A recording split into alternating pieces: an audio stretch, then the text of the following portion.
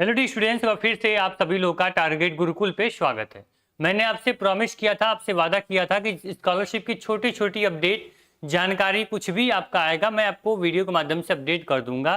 तो आज एक बहुत ही इंपॉर्टेंट अपडेट और कुछ आपके जनरल डाउट्स हैं उसको लेके हम आए हुए हैं। ठीक है, परेशान ना हो, वीडियो थोड़ी सी हम लंबी हो सकती है, 4 से 5 मिनट ले सकते हैं आपका टाइम, लेकिन जो भी डाउट्स होंगे उसको हम क्लियर करके ही जाएंगे। ठीक, प्लेटफॉर्म में पहली बार आए हो टारगेट गुरुकुल पे तो सब्सक्राइब जरूर कर लेना। यूपी स्कॉलरशिप और आपके जितने भी BA BCom BSc LLB BA LLB के सेमेस्टर एग्जाम है उसकी भी पूरी आपकी तैयारी और इन्फॉर्मेशन आपको इस प्लेटफॉर्म से मिलती रहेगी।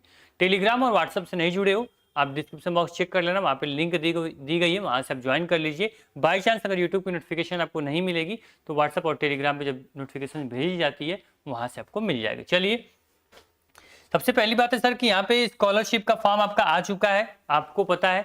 तो स्कॉलरशिप का फॉर्म आपको भरना है, लेकिन इसमें दो कंडीशन है। एक बच्चा जो होगा जो एकदम रजिस्ट्रेशन करेगा, जो बिल्कुल नया होगा, जो स्कॉलरशिप का फॉर्म नहीं भरा, जो फर्स्ट ईयर में है, वो क्या करेगा, वो रजिस्ट्रेशन करेगा। ठीक है, स्टार्टिंग से रजिस्ट्रेशन करेगा। रजिस्ट्रेशन कैसे करना है प्रयाग सर ने वीडियो बनाई है, डिस्क्रिप्शन बॉक्स में लिंक दे दूंगा, या फिर आप यूट्यूब पे देखेंगे तो आपको मिल जाएगा। ठीक है, चलिए, सेकेंड रिन्यूअल, यानी कि जो बच्चे सेकेंड ईयर में है, थर्ड ईयर में है, या फिर वो फाइनल ईयर में है और वो अभी स्कॉलरशिप का फॉर्म भर चुके हैं, उनकी स्कॉलरशिप आई हो या नहीं आई हो, उनको फिर से रजिस्ट्रेशन नहीं करना है। अगर उन्होंने स्कॉलरशिप फॉर्म भरा है पहले तो उनको रिन्यूअल करना पड़ेगा, अगर वो नहीं भरे हैं तो उनको भी रजिस्ट्रेशन करना पड़ेगा। क्लियर?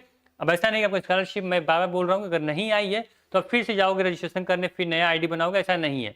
आप अगर एक बार स्कॉलरशिप भर चुके हो तो आपको सेकेंड ईयर थर्ड ईयर में आपको बस इसको रिन्यूअल करना पड़ेगा। चलिए, ये क्लियर हो गया। कुछ जनरल इंस्ट्रक्शन है, उसको ध्यान से सुन लीजिए। यहाँ पे जो आपका दशामोत्तर छात्रवृत्ति एवं शुल्क प्रतिपूर्ति हेतु अति आवश्यक जो निर्देश है वो जारी किए गए।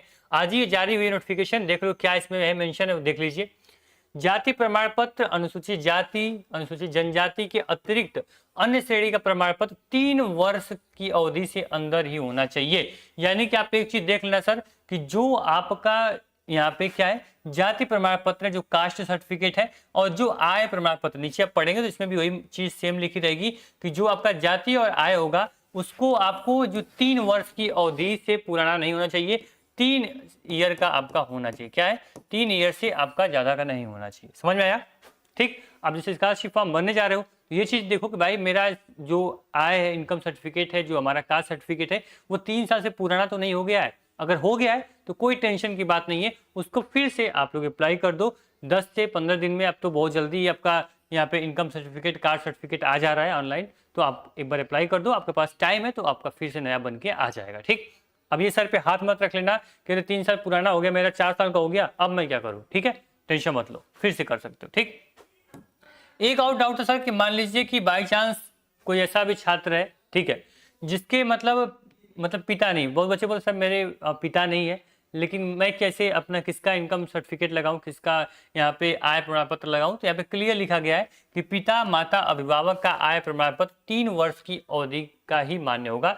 मतलब अगर मान लीजिए कि पिता का आपके पास इनकम सर्टिफिकेट नहीं है तो आप माता का लगा सकते हो। माता का अगर नहीं है तो जो गार्जियन जिसके साथ आप पढ़ रहे हो, मान लीजिए कोई भी आपका रिलेटिव हो, उनका आप अटैच कर सकते हो इनकम सर्टिफिकेट। अगर मान लीजिए बाई चांस ऐसा कोई ऐसा स्टूडेंट ना हो, लेकिन बाई चांस अगर कोई ऐसा है तो वो अभिभावक का भी अपना मेंशन कर सकता है। ठीक है, चलिए, यहाँ पे बैंक संबंधी दस्तावेज, पासबुक की छाया प्रति, जो पासबुक हो सर बहुत बच्चे होते हैं इस तरह की जल्दीबाजी में पासबुक का उनका जो अकाउंट नंबर है, आईएफएससी कोड है, कुछ भी डिटेल दिख नहीं रही है, फोटो क्लिक कर दिया और ले जाकर जमा कर दिया, सबमिट कर दिया, ऐसा नहीं है। इस जो आपका पासबुक होगा ये एकदम क्लियर होना चाहिए। ठीक है, शैक्षणिक अंक तालिका, मार्कशीट की छाया प्रति, जो आपका मार्कशीट है, जो आप हाई स्कूल, इंटर या फिर ग्रेजुएशन में तो ग्रेजुएशन की मार्कशीट क्लियर आप मेंशन करो। ठीक है, पिछली परीक्षा उत्तीर्ण करने का प्रमाण पत्र की छाया प्रति, यानी अगर आप BA BCom BSc first year में हो तो इंटर की आपको क्लियर जो आपकी प्रिंट आउट है वो होना चाहिए। ठीक है, निवास प्रमाण पत्र की छाया प्रति, जो आपका निवास हो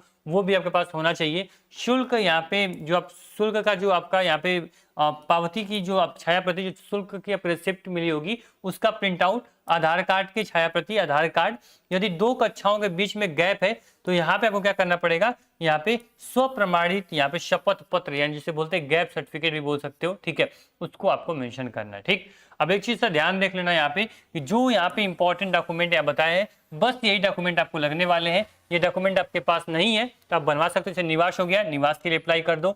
अगर आपके पास जाति प्रमाण पत्र नहीं है अप्लाई कर दो। अगर आपके पास यहाँ पे आय सर्टिफिकेट नहीं है तो अप्लाई कर दो, कोई बड़ी बात नहीं है, आराम से समय आपके पास है तो आराम से आप अप्लाई कर सकते हैं। ठीक, चलिए क्लियर।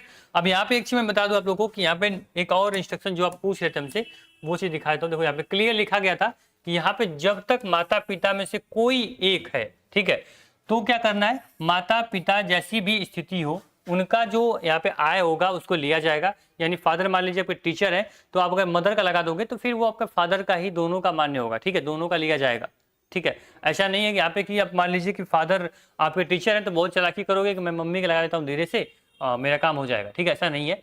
आपके पेरेंट्स में कोई भी अगर गवर्नमेंट टीचर में है तो आप उसको देख लेना, दोनों लोग का यहाँ पे इनकम लिया जाएगा। ठीक है, फिर यहाँ पे क्लियर लिखा गया कि आय घोषणा पत्र में किसी आधार पर आय की घोषणा करना अपेक्षित है केवल उस मामले में जब माता पिता दोनों अथवा विवाहित किंतु बेरोजगार मामले में पति की मृत्यु हो जाती है उस संरक्षक की आय को लेना होगा जो विद्यार्थी की पढ़ाई में सहायक कर रहा हो। मतलब क्लियर है कि मान लीजिए कि अगर आपका मतलब बाई चांस आपके फादर मदर दोनों नहीं है तो जो जिसके संरक्षक में आप पढ़ रहे हो उसकी आय लेनी होगी। यानी कि मान लीजिए अगर आप मामा में पढ़ रहे हो या फिर कोई और रिलेटिव को पढ़ा रहा हो तो उसकी इनकम सर्टिफिकेट आप लगा सकते हो, वो आपकी मान्य होगी। ठीक है, क्लियर यहाँ पे लिखा हुआ है। और कुछ खास इसमें हम पूरा पढ़ चुके हैं, कुछ खास आप लोग के लिए जानने की जरूरत नहीं है। ठीक है, जितना पढ़ेंगे उतना आपको कंफ्यूजन होगा। तो क्लियर आपके मन में यही डाउट था कि सर कितना पुराना हमारा इनकम सर्टिफिकेट और कास्ट होना चाहिए। मैं बताया 3 साल पुराना नहीं होना चाहिए। और आपने बोला सर कि अगर मान लीजिए पिता की इनकम सर्टिफिकेट नहीं, पिता नहीं है तो माता का लगा सकते हो। ठीक है, और आपने बोला सर कि जो आप लोग का स्कॉलरशिप है वो कौन रजिस्ट्रेशन करेगा कौन नहीं करेगा। मैंने क्लियर बोला कि जो बच्चा पहले साल स्कॉलरशिप भर रहा है, फर्स्ट ईयर में है, तो वो क्या करेगा, रजिस्ट्रेशन करेगा। रजिस्ट्रेशन कैसे करना है प्रयाग सर ने बताया, वीडियो आप देख लेना। और रिन्यूअल कैसे करना है वो तो आपको पहले से पता होगा, नहीं पता तो उसके बारे में एक वीडियो बना देंगे, वो भी आप देख सकते हैं। और हाँ, 2 से 3 दिन के अंदर, ठीक है, 2 से 3 दिन के अंदर प्रयाग सर ने कहा है कि वो डिटेल वीडियो बना देंगे, कंप्लीट प्रोसेस कि कैसे स्कॉलरशिप का फॉर्म भरना है। तो आप लोग सर्टिफिकेट सब रेडी कर लो, जैसे प्रयाग सर की वीडियो आएगी, वीडियो को देख के अपना स्कॉलरशिप का फॉर्म भर लेना। ठीक, मैं फिर बोल रहा हूँ, अगर आप साइबर कैफे का भरोसे बैठे हो तो ध्यान से देखना, साइबर कैफे के साथ बैठ रहे हो, सर्वर चले या ना चले उससे मैटर नहीं है। जब तक खुद बैठ के चीजें नहीं फील करवाओगे तब तक स्कॉलरशिप फॉर्म सबमिट मत करना। ठीक है, तो इस चीज को ध्यान में रखो। और एक चीज सर, डिजी लॉकर, आप लोग को डिजी लॉकर के बारे में नहीं पता होगा, बच्चे अगर नए होंगे बता दें आप लोग को कि जब आप स्कॉलरशिप फॉर्म भरोगे तो डिजी लॉकर की आईडी आपसे मांगी जाएगी। ठीक है, डिजी लॉकर पे अकाउंट आपका होना चाहिए।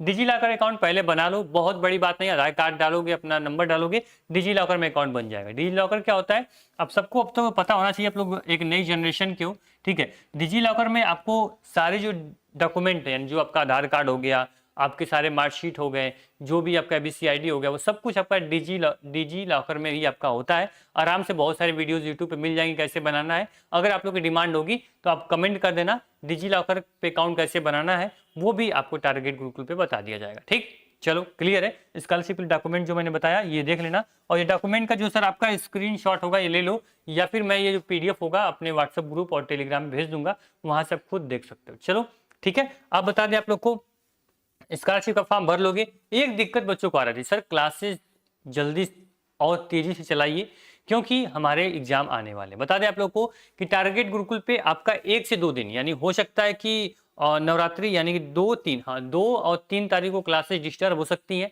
ठीक है, जो बच्चे कोर्स में होंगे या जो बच्चे कोर्स में इनरोल करेंगे, 1-2 दिन क्लासेस आपकी बंद हो सकती हैं। ठीक है, क्यों? क्योंकि अभी तक आप लोग को या फिर हिस्ट्री हो, फिजिक्स हो, केमिस्ट्री हो, मैथ हो, उसकी एक दिन में एक क्लास आपको मिल रही थी, है ना, या फिर किसी दिन केमिस्ट्री की मिल रही थी तो फिजिक्स बंद करना पड़ रहा था क्योंकि यहाँ पे आपका पूरा सेटअप नहीं था। लेकिन अब 2 दिन में नवरात्रि के शुभ अवसर पे आप लोग के सहयोग से टारगेट गुरुकुल अपने आप को अपडेट करने जा रहा है और आपको एक दिन में 2 से 3 क्लासेस लगातार मिलेंगी और जो आपका सिलेबस है उस समय से पहले जो हमने आपको वादा किया है वो पूरा करके दिखाएंगे। ठीक है, तो आप लोग निश्चिंत रहना। अगर आप लोग BA, BCom, BSc, BA, LLB और एलएलबी फर्स्ट और थर्ड सेमेस्टर में हो ठीक है। तो आप लोग आराम से target Gurukul mobile app download करिए, यहाँ पे कैटेगरी में सेमेस्टर एग्जाम सेलेक्ट करिए, पेड कोर्स पे क्लिक करेंगे, आपके सभी जो आप लोग के कोर्सेज होंगे वो शो हो जाएंगे, किसी विश्वविद्यालय में आप पढ़ रहे हो, ठीक है, लखनऊ, गोरखपुर या फिर महात्मा गांधी काशी विद्यापीठ, CSJMU।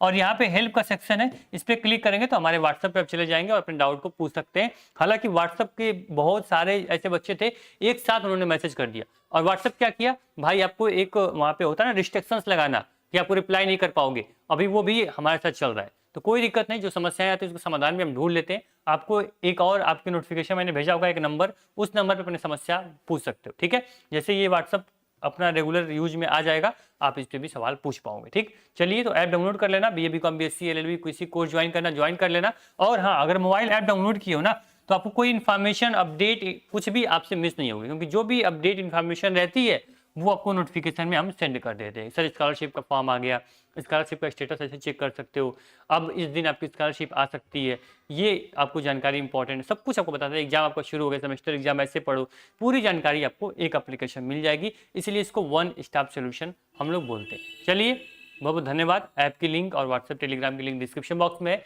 और डॉक्यूमेंट जो मैंने बताया, डॉक्यूमेंट अपना यहाँ पे आप लोग देख लेना, और सेमेस्टर की जो पूरी तैयारी है वो हमारी जिम्मेदारी है, ठीक। मिलते हैं नेक्स्ट वीडियो में। ऐसे ही प्यार सपोर्ट जैसे आप देते हो, ऐसे ही भविष्य में भी उम्मीद करेंगे आपसे मिलेगा। बहुत बहुत धन्यवाद, जितना हमसे हो सकता है हम आपके लिए जरूर करेंगे। Thank you.